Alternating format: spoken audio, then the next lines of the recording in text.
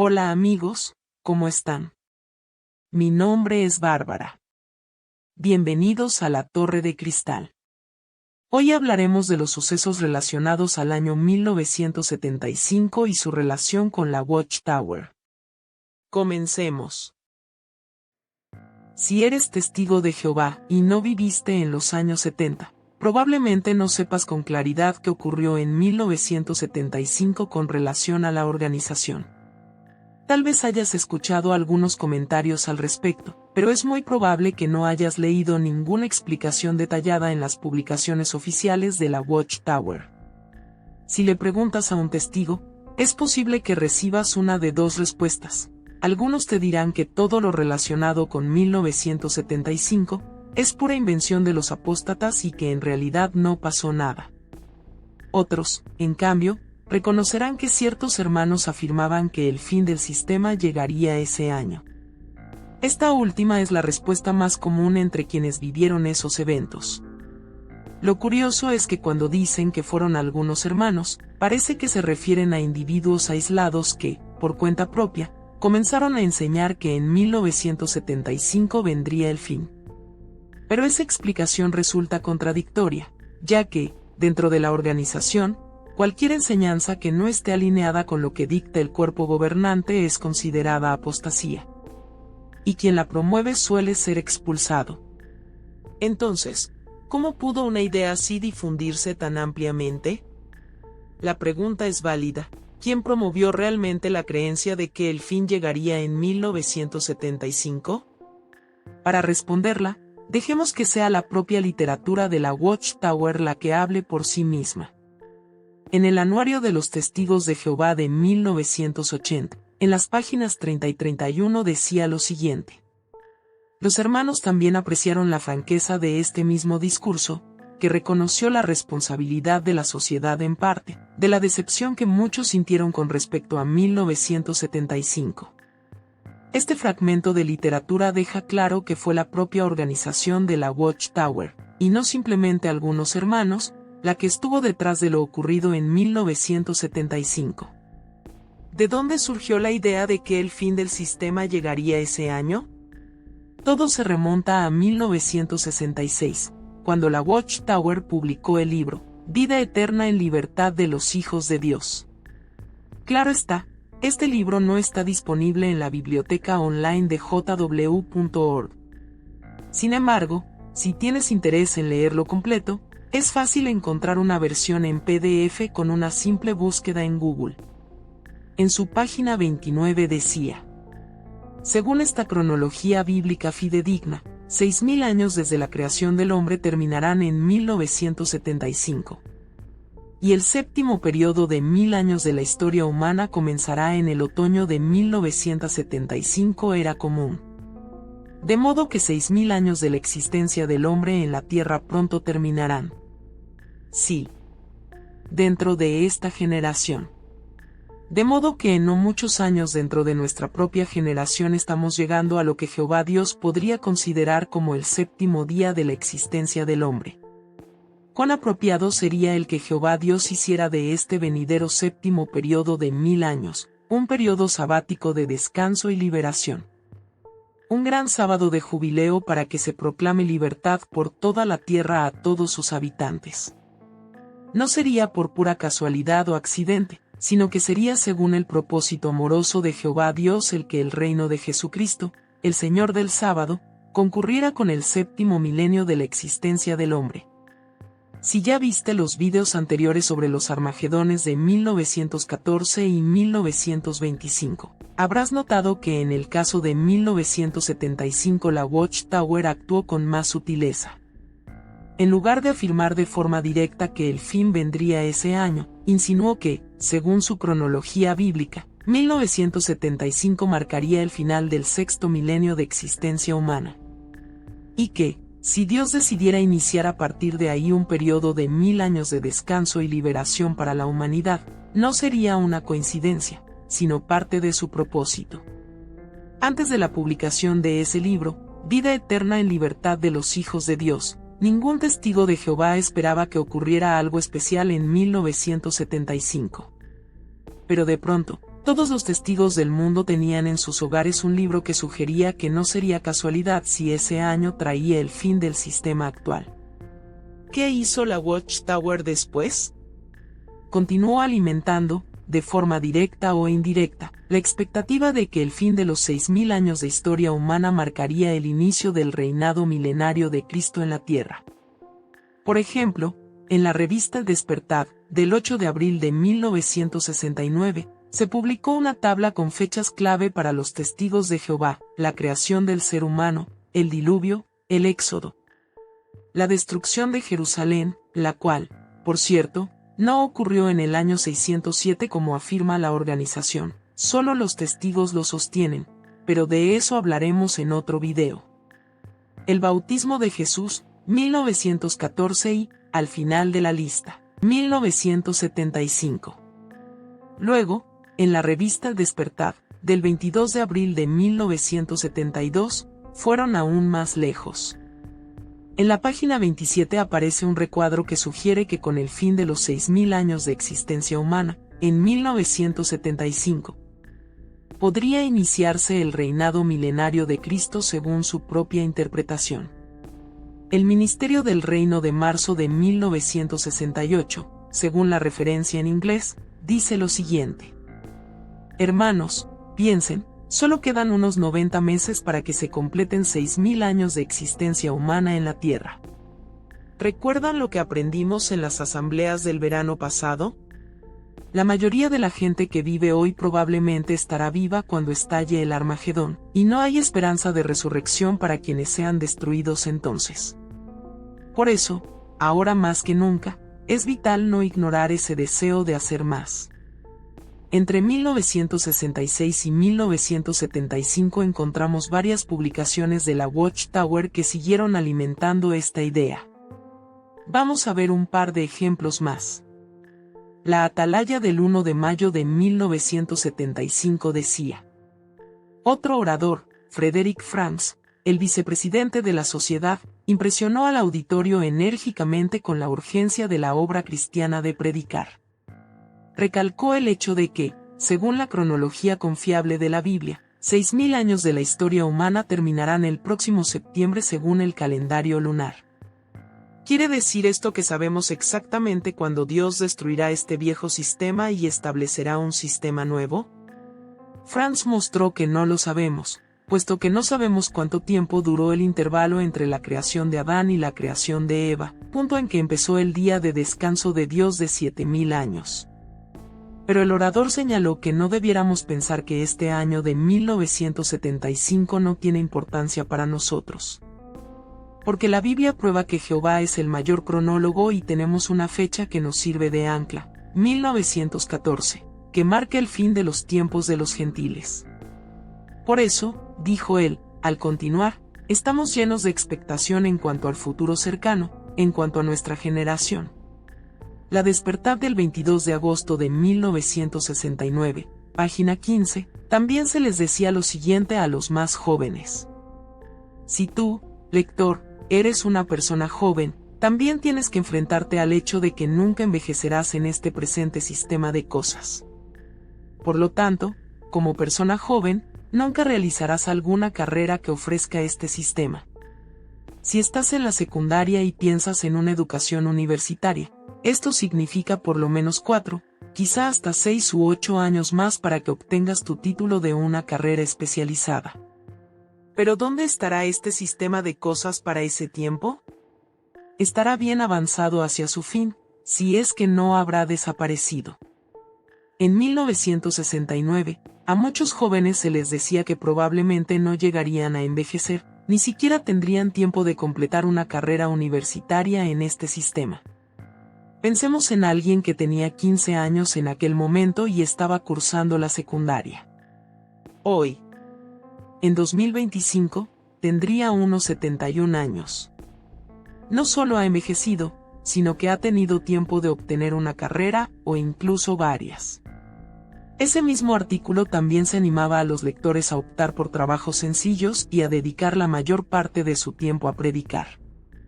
¿Qué impacto tuvo esta expectativa en la organización?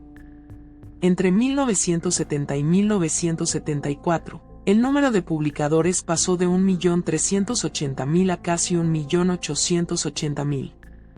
Un aumento del 35%. Para tener una referencia, entre 2014 y 2018, el crecimiento fue de apenas un 6%. Y tras la decepción de 1975, la historia fue distinta. Durante los 5 años siguientes, hubo años sin crecimiento alguno. E incluso decrecimientos como en 1977 y 1978, cuando la cifra cayó un 1%. Quienes defienden a la Watchtower suelen argumentar que nunca se afirmó con certeza que el fin vendría en 1975. Y es cierto, después de los fracasos de 1914 y 1925, fueron más cuidadosos con el lenguaje. Pero durante 9 años, desde 1966 hasta 1975, se insinuó de forma constante y contundente que el fin estaba cerca. En lugar de afirmarlo abiertamente, se lanzó la idea para que los testigos llegaran a esa conclusión por su cuenta, influenciados por publicaciones como las que ya hemos mencionado. Incluso la propia organización reconoció cierta responsabilidad en su anuario de 1980, como vimos al principio de este video. Ahora bien, ¿qué efecto tuvo esto en la vida de miles de testigos de Jehová en todo el mundo? Imagínate que un médico te dice que podrías tener solo 5 años de vida. No te ha asegurado nada, pero como es un profesional y sabe de lo que habla, lo tomas en serio. Esa advertencia influiría en tus decisiones, dejarías de posponer cosas importantes, priorizarías lo esencial y vivirías con urgencia. Bueno, eso mismo ocurrió con más de 1 millón de testigos de la época. Confiaron en el esclavo fiel y discreto, la organización que consideraban designada por Jehová y Jesús para guiarles espiritualmente. Creyeron que si esa organización estaba transmitiendo ese mensaje, era por algo.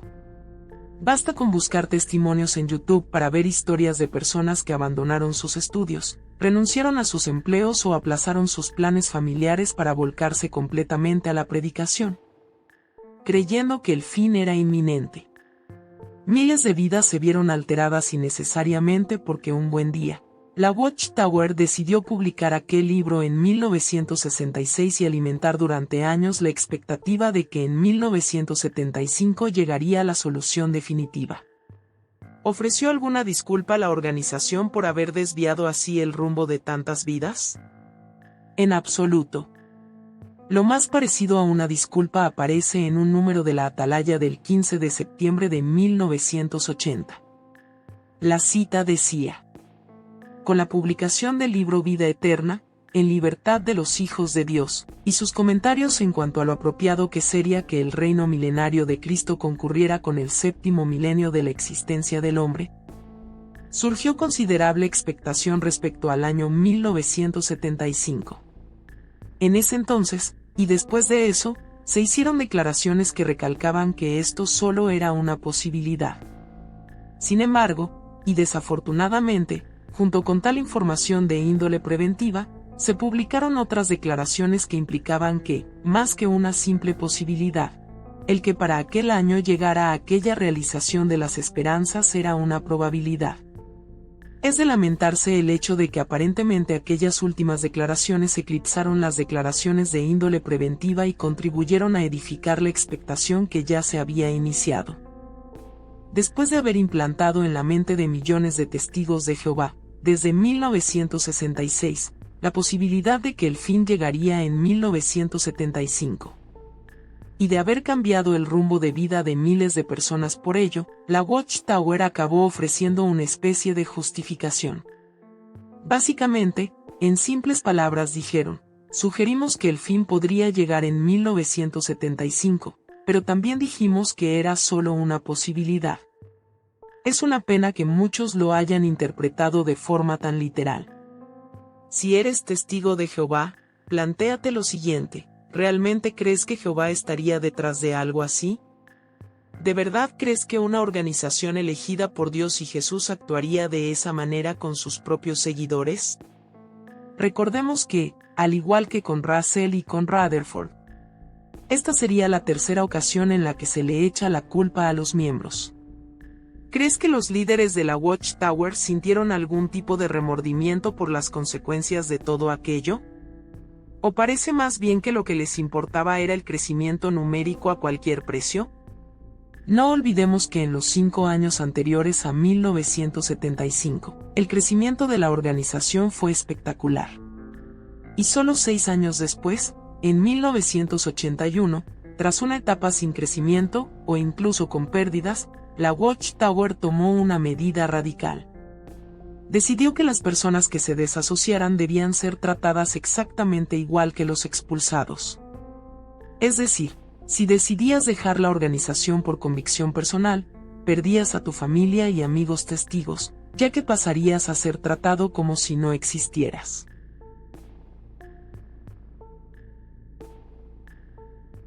La atalaya del 15 de noviembre del año 1981, 6 años después de la desilusión, la organización dictaminaba: alguien que haya sido verdadero cristiano pudiera renunciar al camino de la verdad y declarar que ya no se considera testigo de Jehová ni quiere que se le conozca como tal. Al ocurrir esta situación poco común, la persona está renunciando a su condición de cristiano, y está desasociándose deliberadamente de la congregación. A las personas que deliberadamente rechazan la fe y las creencias de los testigos de Jehová y así se ponen entre los que no son de nuestra clase, se les debe considerar y tratar correctamente, como se considera y trata a los que han sido expulsados por cometer un mal. ¿Qué hizo la organización en estos años posteriores para cubrir, en la medida de lo posible, lo ocurrido?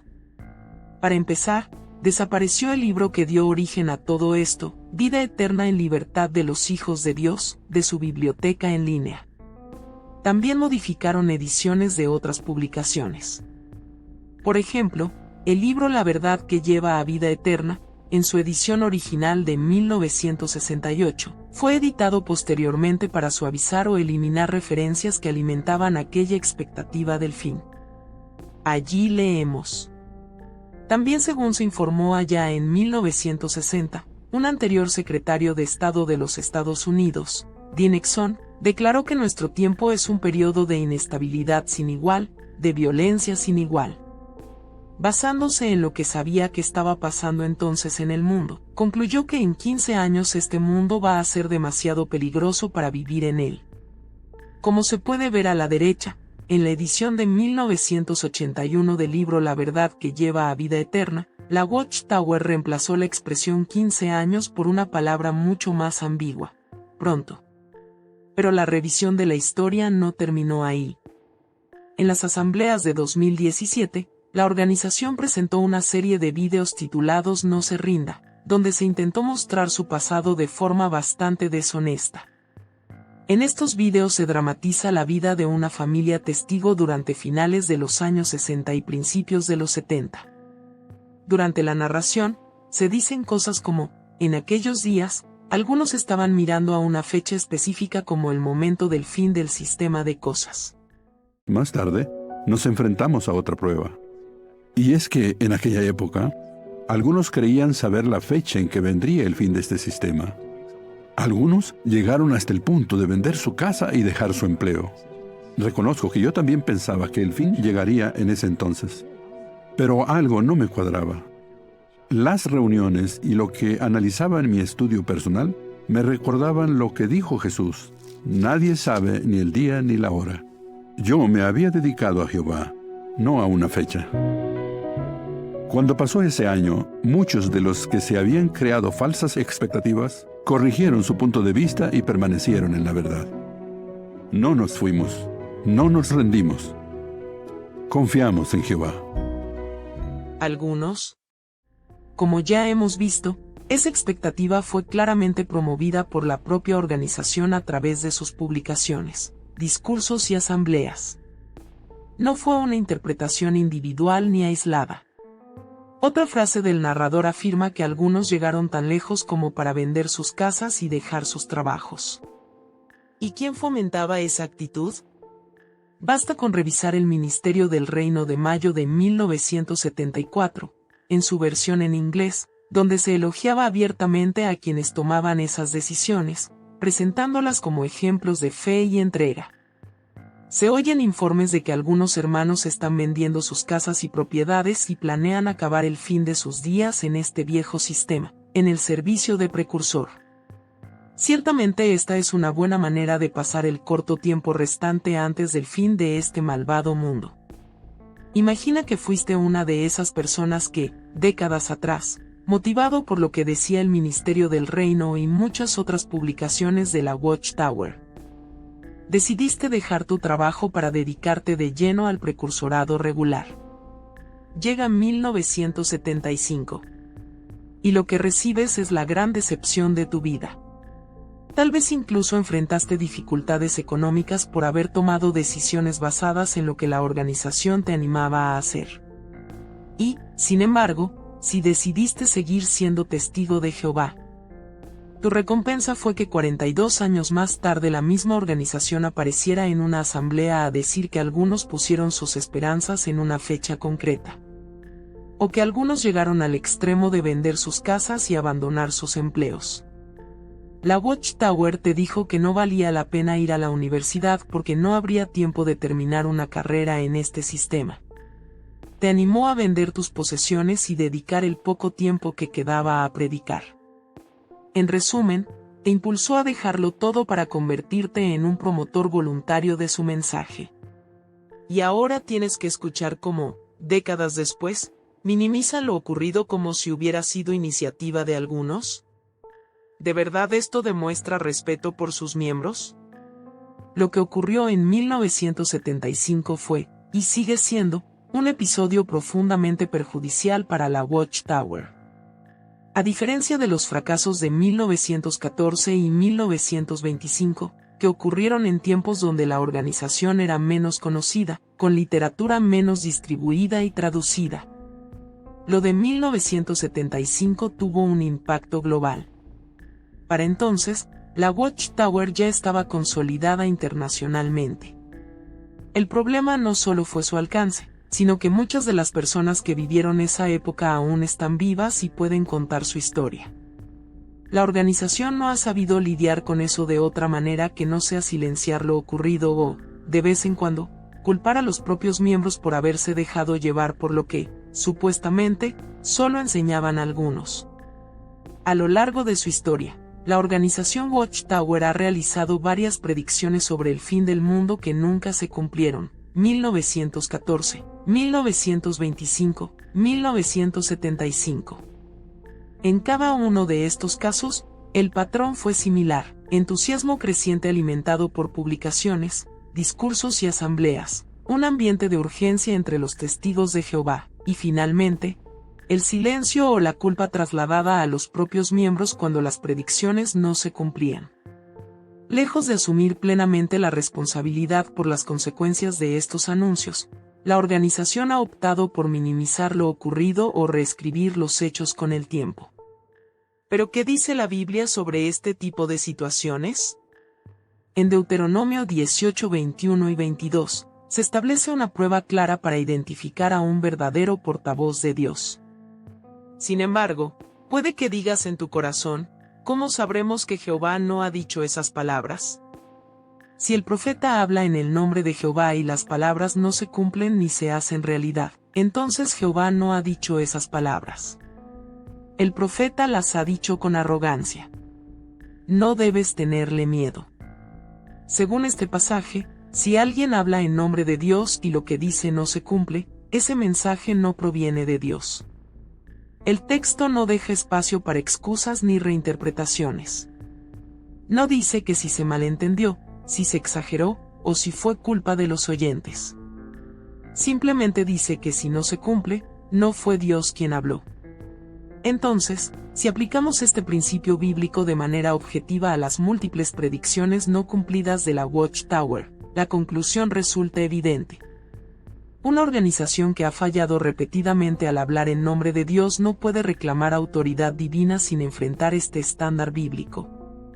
Al final, la Watchtower no fue más que una organización religiosa más del montón, que se suma a la lista de falsos profetas que la Biblia menciona. Y si tú, testigo de Jehová, no crees que se llamaron a sí mismos profetas, Te animo a que veas la biblioteca en línea de la propia página oficial y busques el libro, Las naciones sabrán que yo soy Jehová. En las páginas 61 y 62 decía: ciertamente pues, allá en el año posbélico de 1919, entre los elementos religiosos de los judíos en conjunto y de la cristiandad con culpa relacionada con la guerra, no había quienes satisficieran los requisitos para ser comisionados como la correspondencia o antitipo del día moderno de Ezequiel. No había nadie, entonces, a quien Jehová pudiera levantar para servir de manera que correspondiera con la de aquel desterrado antiguo en Babilonia. ¿Ante quién podía llegar en su marcha y a quien afrontar el verdadero carro de la organización de Jehová para que él le otorgara a este capacitado la comisión de hablar como profeta en el nombre de Jehová? Había un grupo cuyos miembros habían sufrido persecución religiosa durante la Primera Guerra Mundial a manos de Babilonia la Grande, el imperio mundial de religión falsa, y cuyos miembros de hecho, habían salido de las organizaciones religiosas de Babilonia la Grande. De hecho, habían rehusado ser partícipes activos con la cristiandad y con todo el resto de Babilonia la Grande en la guerra carnal durante la Primera Guerra Mundial. ¿Quiénes eran? Eran un grupito minoritario de hombres y mujeres que se habían dedicado a Jehová como Dios por medio de seguir los pasos de su Hijo Jesucristo. Lo más interesante de todo, y para hacerlo más irrisorio aún, en la página 216 de este mismo libro decía lo siguiente: en breve, dentro de nuestro siglo XX, empezará la batalla en el día de Jehová contra el antitipo moderno de Jerusalén, la cristiandad. Al parecer la Watchtower no aprendió la lección y se atrevió a decir que dentro del siglo XX vendría Armagedón. Pero la realidad fue distinta. Es increíble cómo muchas personas tratan de justificar lo injustificable, más aún cuando la historia habla por sí misma en su literatura. La fe auténtica no se basa en la manipulación de expectativas ni en el temor, sino en la verdad, la coherencia y la responsabilidad. Y esa responsabilidad, especialmente cuando se habla en nombre de Dios, no puede ser ignorada ni suavizada con el paso del tiempo. Espero que les haya resultado útil la información, y a los que no lo sabían claramente, espero que les haya ayudado a resolver algunas dudas acerca de los testigos y 1975. Y si eres testigo de Jehová o un defensor de la organización, y no estás de acuerdo con lo expuesto, estás en todo tu derecho de exponer tu opinión en los comentarios, siempre con respeto, y lo más importante, con pruebas comprobables. Hasta aquí este video de hoy. Mi nombre es Bárbara y esto fue La Torre de Cristal.